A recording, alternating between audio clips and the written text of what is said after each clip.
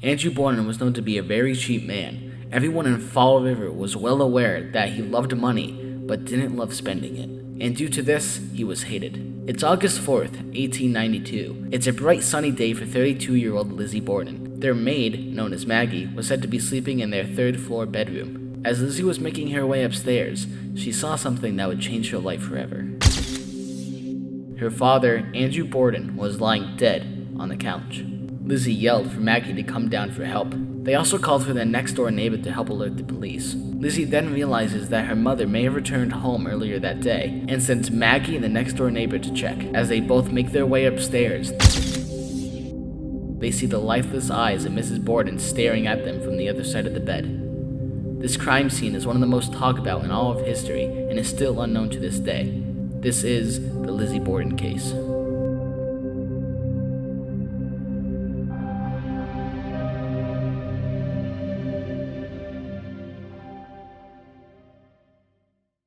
Tanner, have you ever heard of the Lizzie Borden house? I think so. Yeah, why?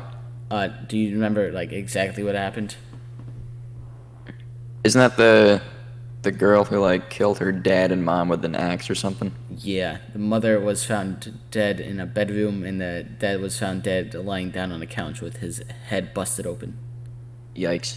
Yikers, I know. Yikers. Yeah, what about it? So I'm actually gonna be sleeping there tonight. You're gonna wake up tomorrow and your leg's gonna be cut off with an axe. Yeah. Do you believe in ghosts? Are you want to believe in ghosts? Kinda. A little bit. So I would say that, yeah, they exist, but not how people think. I don't Yeah. really know, man. I'm just kinda out here living. All right. Ghosts are low-key scary, though, you know what I mean? I'd hate to have the feeling that there's someone watching me and I can't see them. Yeah. But yeah, That's why, like, when you're a kid or something, you don't want to go in the dark, because there's ghosts. yeah. Yeah. But I swear to God, if I have that feeling when I'm trying to sleep tonight, I will burn the house down. You will. Yeah. You, chances are that's probably gonna happen. Yep. So, Cool. enjoy the Lizzie Borden house. Thank you. Come back alive. I will try. I will try. Before I actually go to the Lizzie Borden house, I want to do my research on how do I know if a ghost is following me around? How do I know if a ghost is stalking me? We need to know these things. Alright, so, how do I know if a ghost is stalking me? I need to know. First, what is this article? This is not what I want. 10 signs your house is haunted, says paranormal investigators. This is the juicy stuff. This is actual stuff. I'm gonna write these down. Do I have a pen? I don't know. I don't think I have a pen. Hold on. Number 1, feeling watched. Number 2, feeling the change of temperature. 3, objects disappearing and reappearing. 4, hearing noises. 5, seeing stuff move in the corner of your eye. 6, electrical problems. 7, feeling like you're being touched or something. 8, smells. 9, waking up at 3 or 4 a.m. And 10, feeling sad at random places. Okay, so I have 10 things written down, and if any of these things happen to me, I will burn the place down. So, with this being written down and everything, it is time to go.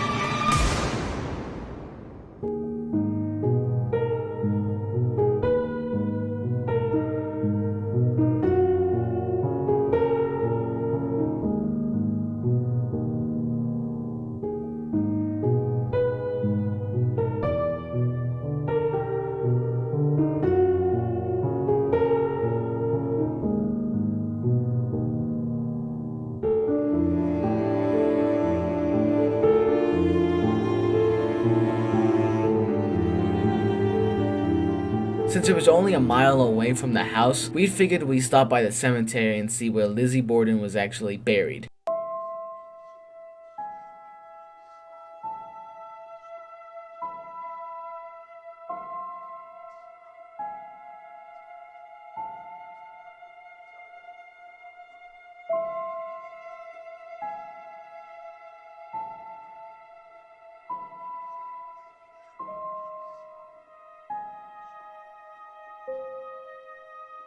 This cemetery was huge, okay? We were searching for the Lizzie Borden gravestone for like 15 minutes. We just could not find it.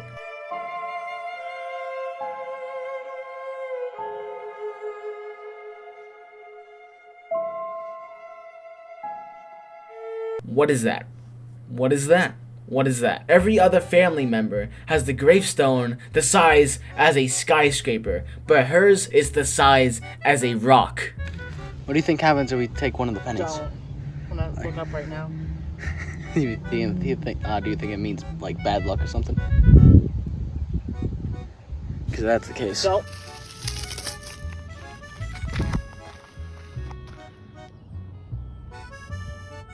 It's not like I'm disrespecting her. She deserved it. After wasting 15 minutes of our time, we decided to finally go to the house. On the street that it's on, there's like a bunch of new buildings and everything. And then you just see this old greenhouse.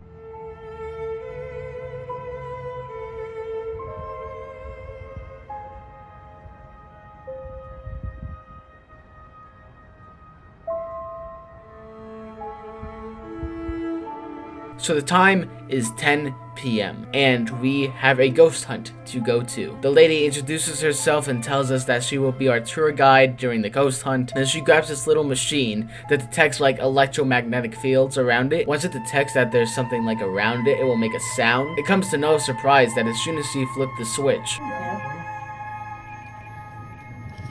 These are the same thing. If they stop, like really,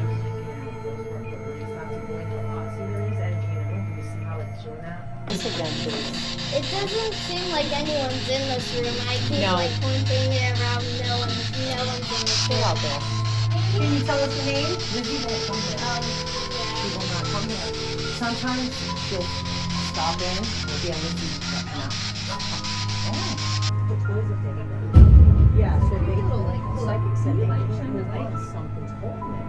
It's jumping off. People in here. But that person that was. Andrew, are you here? You like all these people in your house? That will like me. Abby, are you here? I think that's the lady. We got a lady calling, remember?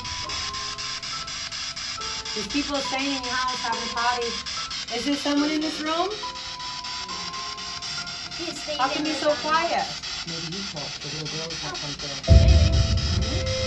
Hello? Oh. Okay. Oh, look at mine. Who's standing behind me?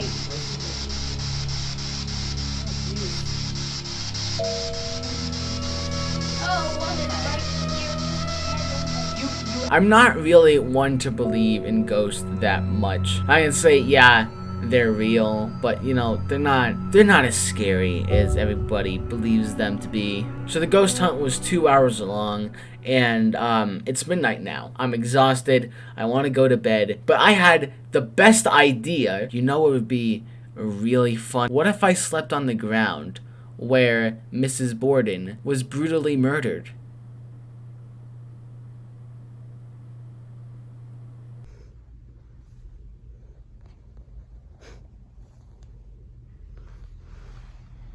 There's the picture. The picture's right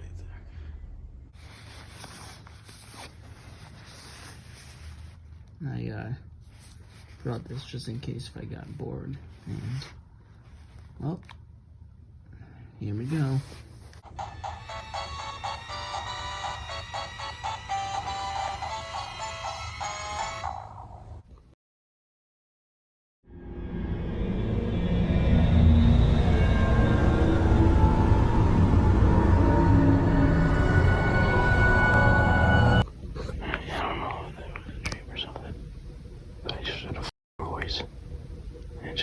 Just Lizzie.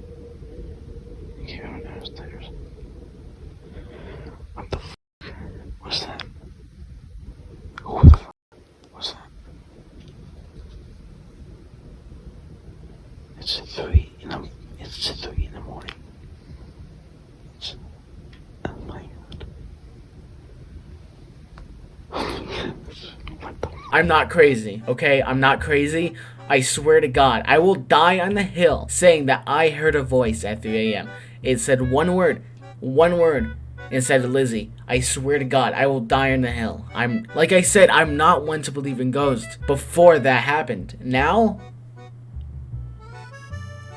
I didn't go back to bed. It was at 3. I still had like 4 more hours of the night. I did not go back to bed. How could you go back to bed after that?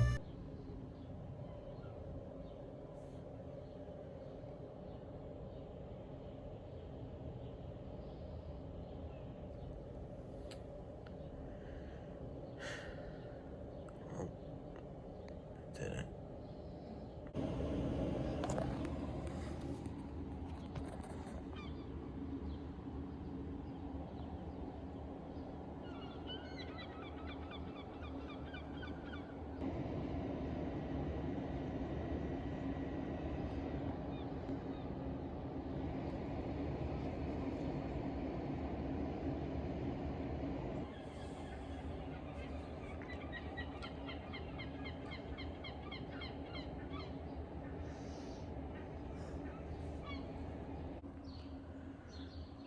It's 5 in the morning.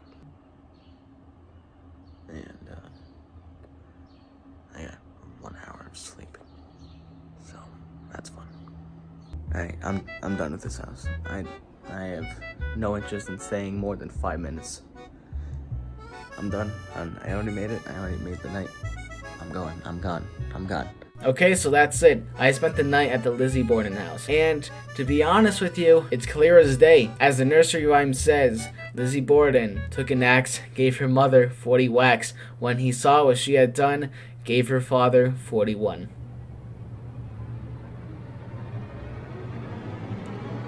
Except,